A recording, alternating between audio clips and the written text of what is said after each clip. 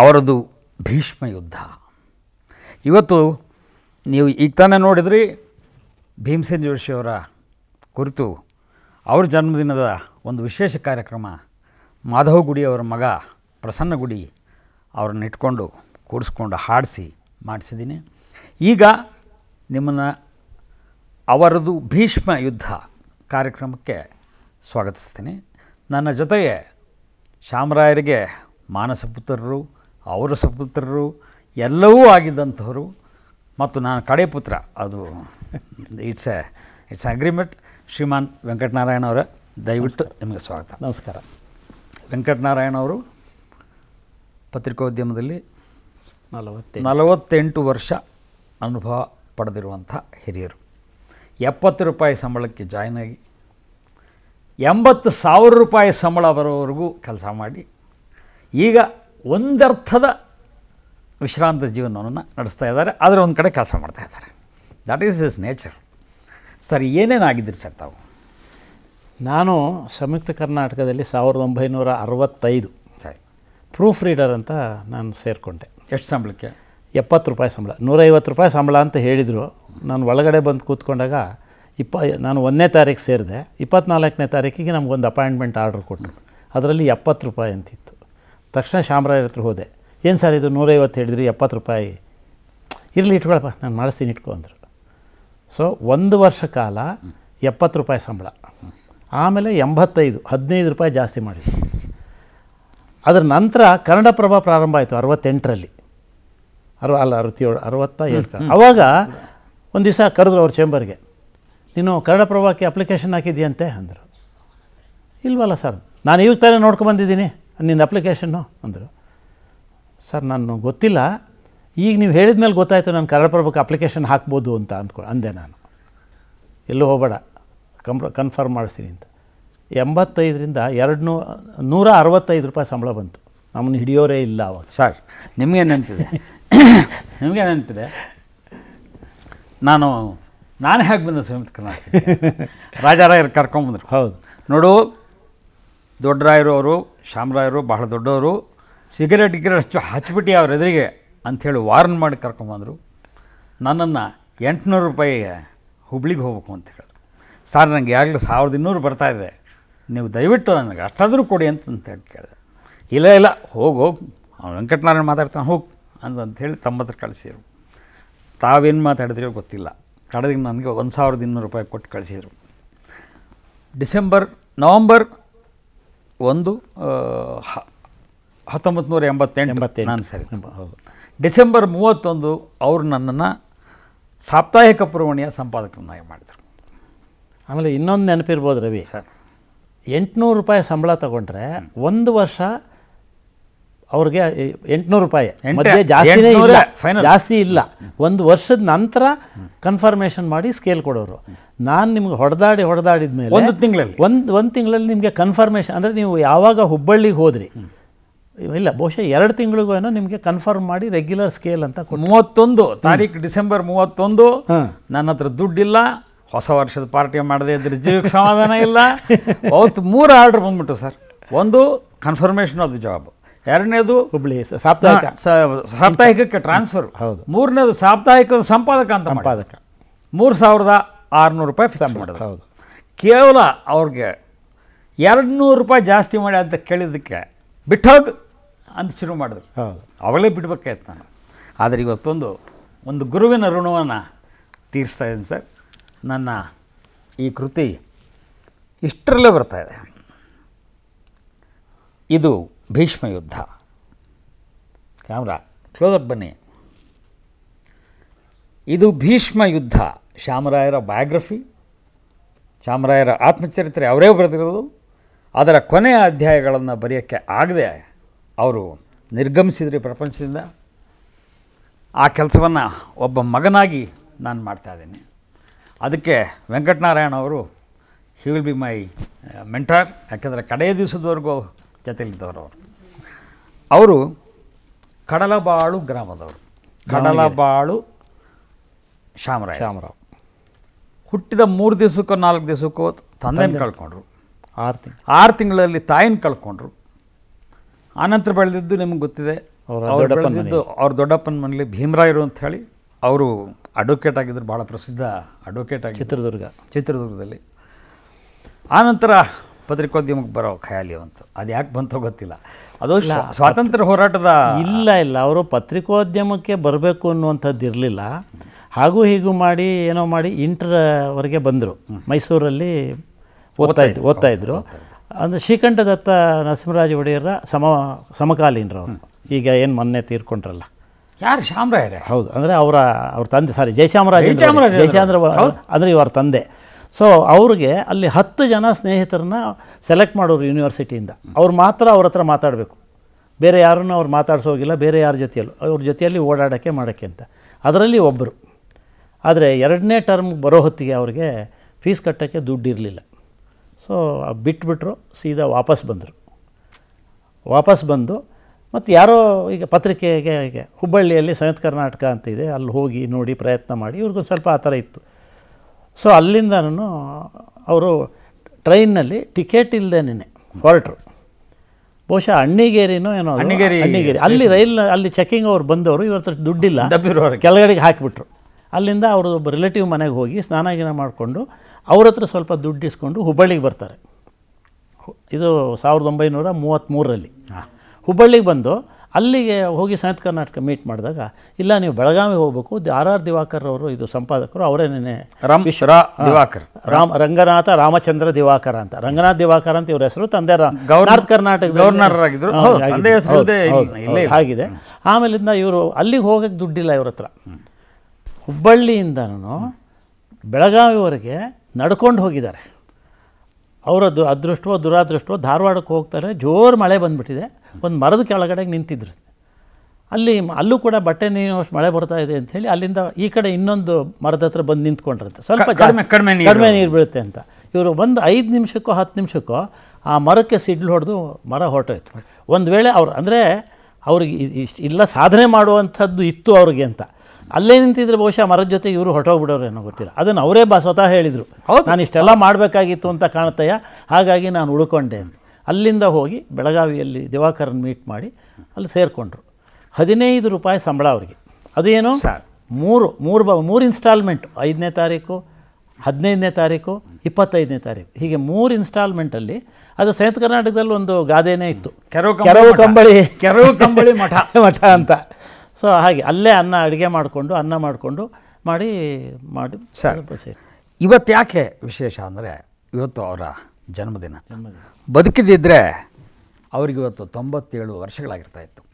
ಅವರು ಹುಟ್ಟಿದ್ದು 4/2/1917.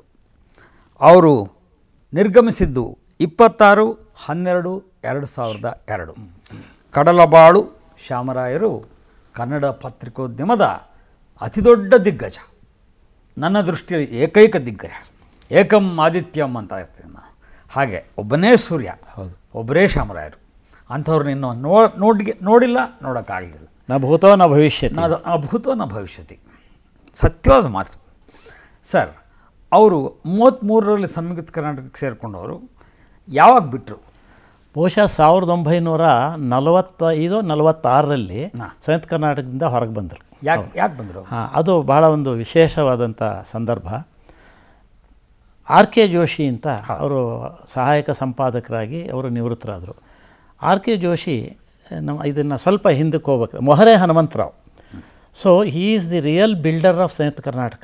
Because Samyukta Karnataka founded by Mr Diwakar and trust ಎಲ್ಲ ಮಾಡಿದ್ದಾದರೂ ಕೂಡ ದಿವಾಕರ್ ಅವರು ತಮ್ಮ ಹೆಚ್ಚಿನ ಸಮಯವನ್ನು ರಾಜಕಾರಣದಲ್ಲಿ ದೆಹಲಿಯಲ್ಲಿ ಕಳೀತಾ ಇದ್ದರು. ಸೊ ಇಲ್ಲಿ ಅದರ ಪೂರ್ಣ ಹೊಣೆಯನ್ನು ಹೊತ್ತು ಬೆಳೆಸಿದವರು ಅಂದರೆ ಮೊಹರೆ ಹನುಮಂತರಾಯರು. ಇವತ್ತಿಗೂ ಹೌದು, ಸಂಯುಕ್ತ ಕರ್ನಾಟಕ ಅಂತ ಯಾರು ಕೇಳೋದಿಲ್ಲ, ಹನುಮಪ್ಪ ಮೊಹರೆ ಹನುಮಪ್ಪ ಅಂತ. ಹೌದು. ಹಾಗೆ ಅವರು ಅವರ ಇದು ಏನು, ಅವರು ಪ್ರತಿ ವಾರ ಶನಿವಾರ ಅವ್ರ ಊರಿಗೆ ಹೋಗುವಾಗ ಟ್ರೈನಲ್ಲಿ ಹೋಗೋರು. ಅಲ್ಲಿ ರೈಲ್ವೆ ಮಾಸ್ತರು ಪರಿಚಯ, ಪೇಪರ್ ಒಂದು ಪತ್ರಿಕೆಯವರು ಒಂದು ಕೂಡಲೇ ಪರಿಚಯ. ಸೊ ವಾಪಸ್ ಬರುವಾಗ ಹೀಗೆ ಅವ್ರ ಪರಿಚಯ ಆಯಿತು. ಆ ರೈಲ್ವೆ ಮಾಸ್ತರ ಮಗಳನಿಗೆ ಈ RK ಜೋಶಿ ಅವರಿಗೆ ಕೊಟ್ಟು ಮದುವೆ ಮಾಡಿದರು. ಸೊ ಒಮ್ಮೆ ಹೀಗೆ ವಾಪಸ್ ಸೋಮವಾರ ಬರುವಾಗ, ಮೊಹರೆ ಅವರೇ, ನನ್ನ ಅಳಿಯನಿಗೆ ಏನಾದರೂ ಒಂದು ನೌಕರಿ ಕೊಡ್ತೀರಾ? ಏನು ಓದೇನೆ ಅಂದರು. ಯಾಕಂದರೆ ಸಂಯುಕ್ತ ಕರ್ನಾಟಕ ದಯವಿಟ್ಟು ಅನ್ಯಥಾ ಭಾವಿಸಬಾರ್ದು ಯಾರನ್ನು. ಸಂಯುಕ್ತ ಕರ್ನಾಟಕದಲ್ಲಿ ಹಿಂದೆ ಸೇರಿದ್ದವರು ಅಲ್ಲೆಲ್ಲ ಏನಂದರೆ ಅಪಾಯಿಂಟ್ಮೆಂಟ್ ಆರ್ಡ್ರೆಲ್ಲ ಇಲ್ಲ. ನಾಳೆಯಿಂದ ಬಾ ಅಂದರೆ ಮುಗೀತು, ದಬ್ಬು ಅಂದರೆ ದಬ್ಬು ಹೋಗಂದ್ರೆ ಮುಗೀತು. ಮೊಹರೆಯವರು ಹಾಗೇನೆ, ದಬ್ಬ ಆಚೆಗೆ ಅಂದರೆ ಡಿಸ್ಮಿಸ್, ನಾಳೆಯಿಂದ ಬಾ.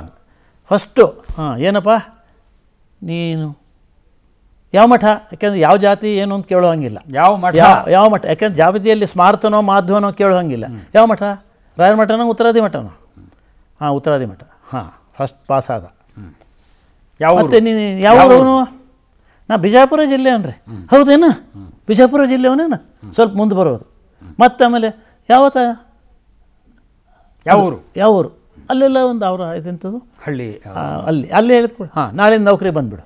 ಇದು ಮುಧೋಳ ತಾಲೂಕು, ಮುಧೋಳ ತಾಲೂಕು ಅಂದ್ಬಿಟ್ರು ಮುಗೀತು. ಅಲ್ಲಿ ನಾಳೆಯಿಂದ ನೌಕರಿ ಅಂದರೆ ಇಷ್ಟೇ ಕ್ವಾಲಿಫಿಕೇಷನ್, ಮುಂದೆ ಎಂಥದ್ದು ಇಲ್ಲ. ಮತ್ತು ಸಂಯುಕ್ತ ಕರ್ನಾಟಕದಲ್ಲಿ ಅದು ಬಹಳ ಜನ ಆಗಿ ಬಂದವರು ಹಾಗೇನೆ. ಅವ್ರು ಏನಂದರೆ ನೇರವಾಗಿ ಮನೆಯಿಂದ ಶಾಲೆಗೆ ಹೋದರು, ಮನೆಯಿಂದ ಕಾಲೇಜಿಗೆ ಹೋದರು, ಕಾಲೇಜಿಂದ ಪಾಸಾದರು, ಸೀದಾ ಮನೆಗೆ ಬಂದರು. ಮನೆಗೆ ಬಂದವ್ರು ಏನು ಮಾಡಿದ್ರು, ಮುಂಜಾನೆದ್ದು ಸಂಯುಕ್ತ ಕರ್ನಾಟಕಕ್ಕೆ ಬಂದರು. ಸರ್ ಒಂದು ನೌಕರಿ ಬೇಕು. ಆಯಿತು, ನೌಕರಿ ಆಯಿತು. ನೌಕರಿ ಆದ ನಂತರ ಏನಂದರೆ ಇಲ್ಲಿಂದ ಮುಂಜಾನೆದ್ದು ಊಟ ಮಾಡೋ ತಿಂಡಿಯೋ ಮಾಡ್ಕೊಂಡು ಆಫೀಸಿಗೆ ಬರೋದು. ಡ್ಯೂಟಿ ಮುಗಿಯೋಣ ಸೀದಾ ಹತ್ಲಾಗ ನೋಡೋಂಗಿಲ್ಲ, ಹಿಂಗೆ ಕುದುರೆ ಹಿಂಗೆ ಗಾಡಿ ಕಟ್ತಾರಲ್ಲ ಹೋಗೋದು. ಹಿಂಗೆ ಒಂದು ಸರಿ ಶಾಮರಾವ್ ಕೇಳಿದರು. ಅವಾಗ ಅಂದರೆ ಕೆಲವ್ರನ್ನೆಲ್ಲ ಶಾಮರಾವ್ ಡಿಸ್ಮಿಸ್ ಮಾಡ್ತಾ ಬರ್ತಿದ್ರಲ್ಲ, ಅವ್ರು ಬಂದು ಇವ್ರಿಗೆ ಬಂದಾಗ ಕಾಲು ಹಿಡ್ಕೊಂಡು ತಪ್ಪಾಯ್ತು ರೀ, ಹಂಗಾಯ್ತು ರೀ, ಹಿಂಗಾಯ್ತು ರೀ. ನೋಡೋ ವೆಂಕಟನಾರಾಯಣ, ನನ್ನ ಕಾಲು ಅವರು ಆ ಹುಬ್ಬಳ್ಳಿಯವ್ರು ಹಿಡಿದು ಎಷ್ಟು ಸಣ್ಣ ಆಗಿ ಹೋಗ್ಯಾವ ನೋಡು ಕಾಲು ಅಂತ ನಾನು ಹೇಳ್ತಿದ್ದೆ. ಸರ್ ತಪ್ಪು ತಿಳ್ಕೊಬೇಡಿ, ಇಲ್ಲಿರುವಂಥ ಜನ ಅಷ್ಟು ಅಲ್ಲೇ ಭಾಷೆಯಲ್ಲಿ ಹೇಳಬೇಕಾದ್ರೆ ಹುಂಬರಿದ್ದಾರೆ. ಹುಂಬರು ಖರೆ, ಆದರೆ ತುಂಬ ಒಳ್ಳೆ ಕೆಲಸಗಾರರು ಮತ್ತು ಮನಸ್ಸಿನಲ್ಲಿ ಏನಿಲ್ಲ. ಅವ್ರಿಗೇನು ಗೊತ್ತು, ಇಷ್ಟೇ ಗೊತ್ತು. ಕಾಲೇಜಿಗೆ ಹೋದರು, ಮನೆಗೆ ಬಂದರು, ಸಂಯುಕ್ತ ಕರ್ನಾಟಕ ವಾಪಸ್ ಹೋದರು. ಮತ್ತು 4,000 ರೂಪಾಯಿ ಪಗಾರ ಬರ್ತಿದೆ. ಇಲ್ಲಿಂದ ಬಿಟ್ಟು ಹೋದರೆ ಎಲ್ಲೂ ಅವ್ರಿಗೆ 4,000 ರೂಪಾಯಿ ಪಗಾರ ಬರೋವಂಥದ್ದು ಇಲ್ಲೇ ಇಲ್ಲ. ಅವರೆಲ್ಲ ಏನು ಮಾಡಬೇಕು? ಅದಕ್ಕೆ ಬರ್ತಾರೆ. ಸರ್ ನೀವು ಹಾಗೆಲ್ಲ ಮಾಡಬಾರ್ದು. ಅವ್ರಿಗೆ ಹಾಗಿದ್ರೆ ನಿನ್ನನ್ನು ಡಿಸ್ಮಿಸ್ ಮಾಡಿದರೆ ಅಂತ ಕೇಳಿದ್ರು. ನಾನು ಕೇಳಿದ್ರು ಅವರು, ನನ್ನನ್ನು ಡಿಸ್ಮಿಸ್ ಮಾಡಿದ್ರೆ ನಿಮ್ಮ ಮನೆ ಕಡೆಗಾಗಲಿ ಆಫೀಸ್ ಕಡೆಗಾಗಲಿ ಅಪ್ಪಿತಪ್ಪಿಯು ತಲೆ ಹಾಕಿ ಮಲಗಲ್ಲ ಸರ್. ನಮ್ಮ ಮನೆಯಲ್ಲಿ ನೀವು ಕಲಿಸಿರೋ ವಿದ್ಯೆ ಇದೆಯಲ್ಲ, ಇದರಲ್ಲಿ ಬೆಂಗಳೂರಲ್ಲಿ ಬದುಕಿ ನಿಮ್ಮ ಹತ್ರಲೇ ಭೇಷ್ ಅನ್ನಿಸ್ಕೊಳ್ತೀನಿ ನಾನು. ಮತ್ತೆ ಬರಲ್ಲ. ಎಸ್ ಸರ್, ನೀವು ಅಲ್ಲಿ ಚಿತ್ರಗಳನ್ನ ತೋರಿಸ್ತಾ ಇದ್ದಾರೆ, ನೀವು ನೋಡಿ. ನಾನು ಶಾಮರಾಯರು ಇರೋದೊಂದು ಫೋಟೋ, ನಾನು ಖುಷ್ವಂತ್ ಸಿಂಗ್ ಮತ್ತು ಶಾಮರಾಯರು ಇರೋದೊಂದು ಫೋಟೋ, ಇವೆಲ್ಲ. ಆಮೇಲೆ ನೋಡಿ ಈ ಫೋಟೋ ನೋಡಿ ಸರ್, ಇದು ಅಮ್ಮ ಶಾಮರಾವ್, ಸೀತಾಬಾಯಿ ಅವರು. ಹೌದು, ನೀವು ನಿಂತ್ಕೊಂಡಿದ್ದೀರಿ ಈ ಕಡೆ. ಈ ಕಡೆ ಆ ಕಡೆ ಗಡ್ಡ ಇರೋ ಎಂಪ್ಲಾಯಿ. ಇದು ಅಲ್ಲ ಎಂಪ್ಲಾಯಿ ಅಲ್ಲ, ಇದೇನಂದರೆ ಒಂದು IB-ನಲ್ಲಿ ನಾವು ಎಲ್ಲ ಪ್ರತಿ ಜಿಲ್ಲೆಗಳಲ್ಲಿ ಕಾನ್ಫರೆನ್ಸ್ ಅಥವಾ ಟೂರ್ ಹೋಗುವಾಗ ಮಧ್ಯೆ ಯಾರೋ ತಡೆಯೋರು, ಅಲ್ಲಿ ಬಂದು IB-ನಲ್ಲಿ ಒಂದು ಚಾ ಕುಡ್ದು ಹೋಗ್ರಿ ಹಿಂಗೆ ಅಂತೇಳಿ, ಅದು ಒಂದು ಸಮಾರಂಭ. ಇದು ಮಂಡ್ಯದಲ್ಲಿ ಜಿಲ್ಲಾ ಕಾನ್ಫರೆನ್ಸ್ ನಡೀತು ನಮ್ಮದು ಸಂಯುಕ್ತ ಕರ್ನಾಟಕ. ಆವಾಗ SM ಕೃಷ್ಣ, ಸೀತಾಬಾಯಿ ಅವರು, ಆಮೇಲೆ ಮಾದೇಗೌಡರು, ಜಿ ನಾರಾಯಣ ಅವರು, ಇದು ಇರುವಂಥ ಫೋಟೋ. ಜಿ ನಾರಾಯಣ ಇವೆಲ್ಲ ತುಂಬ ಫೋಟೋಗಳಿದೆ. ಇದು ಅವ್ರಿಗೆ 75 ವರ್ಷ ಆಯಿತು ಅಂತ ಹೇಳುವಾಗ ಸನ್ಮಾನ ಮಾಡಿದ್ದು ಅಮ್ಮ ಅವರು. ಬಹುಶಃ ನಾನೇ ಭಾಷಣ ಮಾಡ್ತಾ ಹೇಳಿದೆ, ಸರ್ ನಿಮ್ಮ ಮದುವೆ ಅಂತೂ ನಾವು ನೋಡ್ಲಿಕ್ಕಾಗಲಿಲ್ಲ, ಇಲ್ಲಿಬ್ಬರು ಒಂದು ಹಾರನೆಲ್ಲ ಬದಲಾಯಿಸ್ಕೊಟ್ರಿ. 60 ವರ್ಷಕ್ಕೆ ಏನೋ ಒಂದು ಮಾಡ್ತಾರೆ, ಅದನ್ನು ನಾನು ಇದ್ದೆ, 60 ವರ್ಷ ಮಾಡ್ಕೊಂಡಾಗ ಇದ್ದೆ ನಾನು. ಸೊ 75 ಜನಕ್ಕೆ ಈಗ 75 ಆಗಿದೆ, ಇಬ್ಬರು ಒಂದು ಹಾರ ಬದಲಾಯಿಸ್ಕೊಳ್ರಿ ಅಂತ ಹೇಳಿದ್ರು. ಇದು ಮುಳುಬಾಗಿಲಿನಲ್ಲಿ ಒಂದು ಪುರಂದರದಾಸರ ಇದು ಆರಾಧನೆ ಸಮಿತಿ ದತ್ತಿ ಕೊಟ್ಟರು. ಲೋಕಶಿಕ್ಷಣ ಟ್ರಸ್ಟಿಂದ ಒಂದು 2 ಲಕ್ಷ ರೂಪಾಯಿ ದತ್ತಿ ಕೊಟ್ಟು ಅಲ್ಲಿ ಪ್ರತಿ ವರ್ಷ ಇವಾಗ ಅಲ್ಲಿ ಒಂದು ಕಾರ್ಯಕ್ರಮ ಮಾಡ್ತಾರೆ. ಅದು ಒಂದು ಕಾರ್ಯಕ್ರಮಕ್ಕೆ ಇನಾಗ್ರೇಷನ್ಗೆ ಹೋಗಿದ್ದು ಇದು ಫೋಟೋ ನೋಡಿ ಸರ್. ಈಗ ಶಾಮರಾಯರ ವ್ಯಕ್ತಿತ್ವದ ಬಗ್ಗೆ ಮಾತಾಡ್ತಾ ಕೂತ್ಕೊಂಡ್ರೆ ನಾನು ಬಹುಶಃ ಕೆಲವು ದಿನ ಮಾತಾಡ್ತೀನಿ. ಹೌದೌದು, ಖಂಡಿತ. ನನ್ನ 65ರಿಂದ 97ರವರೆಗಿನ ಅನುಭವಗಳನ್ನು ನಾನು ಹೇಳಿದರೆ ಅಥವಾ ಬರೆದ್ರೆ ಅದು ಒಂದೊಂದು ಇನ್ಸಿಡೆಂಟು. ಮತ್ತು ನೀವು ಓದ್ತಿದ್ರೆ ಬೇಜಾರೆಲ್ಲೂ ಆಗದೆ, ಆದರೆ 1,000 ಪುಟ ನಾನು ಬರೀಬಲ್ಲೆ. 1,000 ಪುಟ ಅದಷ್ಟೇ. ನಂಗೆ 65 ಹಿಂದೆ ಗೊತ್ತಿಲ್ಲ, ನನಗೆ 97 ನಂತರನೂ ಹೆಚ್ಚು ಗೊತ್ತಾಗಲಿಲ್ಲ. ಯಾಕಂದರೆ ಮಧ್ಯೆ 3 ವರ್ಷದಲ್ಲಿ ನೀವೇ ಒಂದು ನಿಮ್ಮ ಪತ್ರಿಕೆಯಲ್ಲಿ ಬರೆದಿದ್ರಿ, ಇದನ್ನು ರಾಮಾಂಜನೇಯ ಯುದ್ಧ ಎನ್ನಬೇಕೋ, ಇದು ಕೃಷ್ಣಾರ್ಜುನ ಕಾಳಗಬೇಕು ಅಂಥೇಳಿ ಬಲವಾಗಿ ಸಂಯುಕ್ತ ಕರ್ನಾಟಕ ಕೋಟೆಯನ್ನು ಬಲವಾಗಿ ಕಾಯುತ್ತಿದ್ದ ವೆಂಕಟನಾರಾಯಣ ಎಂಬ ದಳಪತಿ ಈಗ ಸಂಯುಕ್ತ ಕರ್ನಾಟಕದಿಂದ ಹೊರಬಿದ್ದಿದ್ದಾರೆ ಅಂತ. ಸೊ ಹಾಗಿದ್ವಿ. 97ರಿಂದ ಒಂದು 2000ವರೆಗೆ ಒಂದು 2-3 ವರ್ಷ ನಮ್ಮ ಮಧ್ಯೆ ಗ್ಯಾಪ್ ಇತ್ತು. ಮತ್ತೆ ಒಂದಾದ್ವಿ. ಕೊನೆಯ ದಿನದವರೆಗೂ ಕೂಡ ನಾನು ಅವ್ರ ಜೊತೆಯಲ್ಲಿದ್ದೆ. ಸರ್, ಇನ್ನು ಬಹಳ ಬ್ರೀಫಾಗಿ ಹೇಳಬೇಕು ಅಂತಂದರೆ ಅವರು ಕೇವಲ ₹1 ಸಂಬಳ ಆರ್ ಕೆ ಜೋಶಿಗೆ ಜಾಸ್ತಿ ಕೊಟ್ಟರು ಅನ್ನೋ ಕಾರಣಕ್ಕೆ ರಾಜೀನಾಮೆ ಕೊಟ್ಟರು. ಆನಂತರ ವಾಪಸ್ ಬಂದರು, 56ರಲ್ಲಿ ಬಂದರು. ಮತ್ತೆ ಯಾವ ಹೊರಗಡೆ ಹೋದರು? 72ರಲ್ಲಿ ಖಾದ್ರಿ ಶಾಮಣ್ಣ ಮತ್ತು ಅವರು ಮಧ್ಯೆ ಅದು 2 ನಿಮಿಷದಲ್ಲಿ ಹೇಳ್ಬಿಡ್ತೀನಿ. 56ರಲ್ಲಿ ಯಾಕೆ ಬಂದರು ಅಂದರೆ ದಿವಾಕರ್ ಅವರು ಬೆಂಗಳೂರಿನಲ್ಲಿ ಒಂದು ಪತ್ರಿಕೆಯನ್ನು ಶುರು ಮಾಡಬೇಕು ಅಂತಿದ್ದರು. ಆಗ ಇಲ್ಲಿ ಏನೋ ಒಂದು ರೀತಿಯಲ್ಲಿ ಬ್ರಾಹ್ಮಣರು ಗೌಡರದ್ದು ಮಧ್ಯೆ ಒಂದು ಇತ್ತು. ಆಮೇಲೆ ಹುಬ್ಬಳ್ಳಿಯಿಂದ ತಂದು ಹಾಕಿದರೆ ಆ ಕಡೆಯಿಂದ ಬಂದವ್ರಿಗೆ ಈ ಕಡೆ ಹೆಚ್ಚು ಪ್ರಾಶಸ್ತ್ಯ ಪುರಸ್ಕಾರ ಇರ್ತಿಲ್ಲ ಅಂಥೇಳಿ ಇಲ್ಲಿರೋರೆಲ್ಲನೂ ರಾವ್ ಅಂತ ಇರೋರನ್ನ ಅಪಾಯಿಂಟ್ ಮಾಡಿಕೊಂಡ್ರೆ ಇಲ್ಲಿ ಜನ ಆಕ್ಸೆಪ್ಟ್ ಮಾಡ್ತಾರೆ.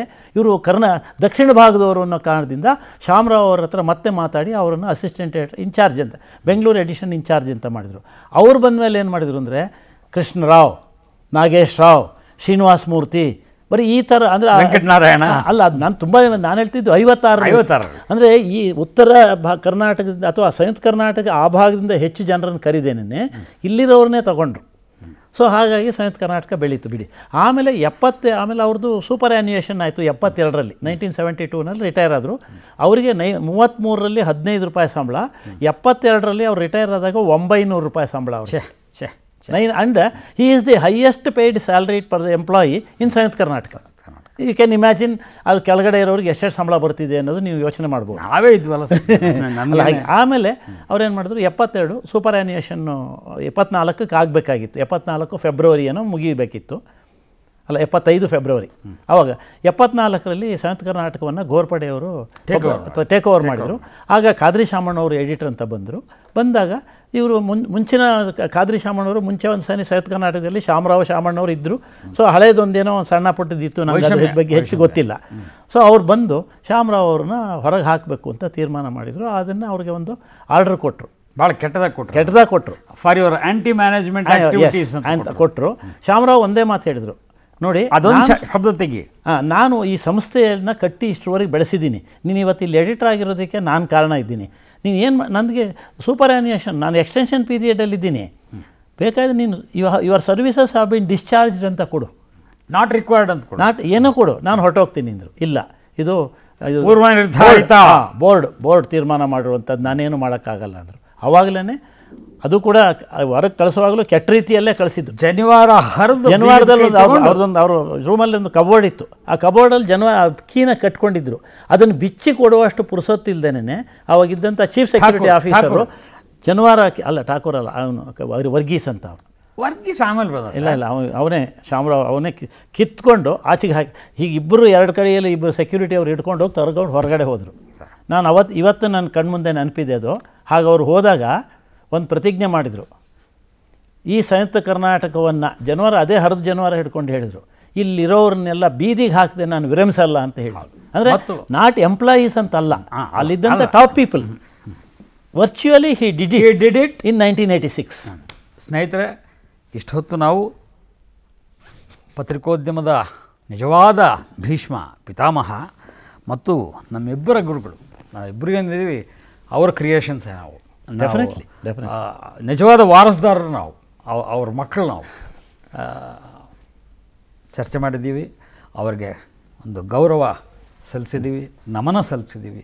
ಇತ್ತೀಚೆಗೆ ನಿಧನರಾದಂಥ ಅವರ ಪತ್ನಿ ಸೀತಾಬಾಯಿ ಅವರು ನಮ್ಮಿಬ್ಬರಿಗೂ ತಾಯಿಯ ಹಾಗೆ ಇದ್ದ, ನಮ್ಮಿಬ್ಬರಿಗಷ್ಟೇ ಅಂತ ಇಡೀ ಸಂಯುಕ್ತ ಕರ್ನಾಟಕದ ತಂಡಕ್ಕೆ ತಾಯಿಯಾಗಿದ್ದಂಥವ್ರು.